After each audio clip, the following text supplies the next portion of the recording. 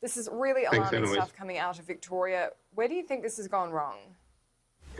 Look, I think, Annalise, I think the focus right now has to be on what both state and federal governments can do to address an alarming crisis in aged care homes in Victoria. Both of them have responsibilities. Once there's a COVID-19 outbreak in any facility, state health units have jurisdiction over the medical situation and state health directive supply. Yes, the Commonwealth is also putting in backup staff. Let's not pretend at all that when the health authorities say that a whole staffing operation has to be replaced, that's easy to do. So we're going to see some mistakes, we're going to see hiccups. The focus right now has to be on joint effort, 100% energy and focus, not on blame, but on working out how we get in and do the best we can in those aged care facilities, and also redouble the efforts in terms of the facilities that don't have it. Already the Commonwealth has been in contact with all of those facilities several times in recent weeks. But if this is not a wake-up call to everybody who operates an aged care facility, whether they're a private operator, whether they're a church operator, whether they're a local community, or whether they're the small minority of Victorian government ones, every one of them has to redouble their security control measures. But let's be also clear, Annalise, while we have out of control community transmission, it's very, very hard to keep it out of aged care facilities, and everybody has a responsibility here. Are you concerned, though, that 100% focus you're calling for isn't going to be there when we have what we saw yesterday, in that Premier Daniel Andrews was blaming the federal government, through Greg Hunt, was then turning around and blaming Daniel Andrews? I am concerned that we are having political arguments about this at a time when we need 100% focus on fixing it. We can have the reviews, we can have the arguments afterwards.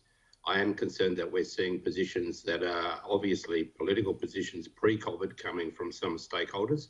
The whole focus at the moment has to be on getting this halted and fixed and preventing further entry. And that is hard because bringing in large numbers of staff is tricky.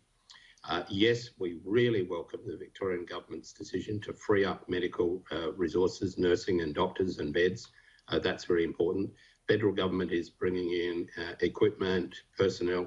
The Joint Resource Centre is a good initiative. Let that be the model. Let's have the Commonwealth and state working together to protect older Victorians in nursing homes.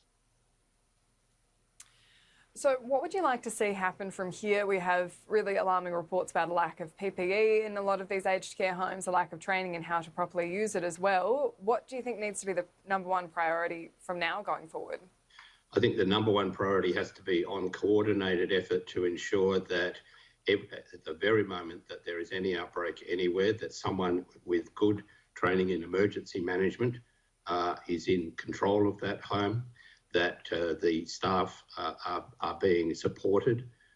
As I have been saying for the last several weeks, senior management of these facilities of these organisations has to be in the facilities, reminding staff every shift, every staff member, reminding them how to do the PPEs. But if backup staff are needed, that's what the Commonwealth is trying to organise. The state is assisting now. That's getting the people in there who can actually help with the capacity to help is critical. But so it is in ensuring that we have proper infection control coming into those facilities. And for goodness sake, let's get the community transmission down, because if we don't have community transmission, we won't have it in nursing homes. But as community transmission continues at a high rate, then nursing homes are at extreme risk. We know this from everywhere around the world. So Victoria right now is really in the eye of the storm. Other states are bracing for what could be that spread but haven't hit it yet. What's your message to other states ahead of this? A message to other states, from state governments, from the federal government, from individual providers, learn the lesson. As I've been saying, you can have a coronavirus plan as an aged care provider. If you haven't had that practiced, rehearsed recently in the last week, then you don't have a plan. We know from the interventions that the Commonwealth is doing with aged care providers that the first 24 hours is critical. The other message, of course, to the states is make sure that you have your testing regimes and your contact tracing regimes working at 110% capacity, because that's really critical in managing this. As I said, keeping community transmission down is key to keeping it out, because staff come in and out of the community. Unless we're going to lock up aged care staff as well, then if staff are coming in and out of the community, some of them inevitably will come into residential aged care asymptomatic with COVID.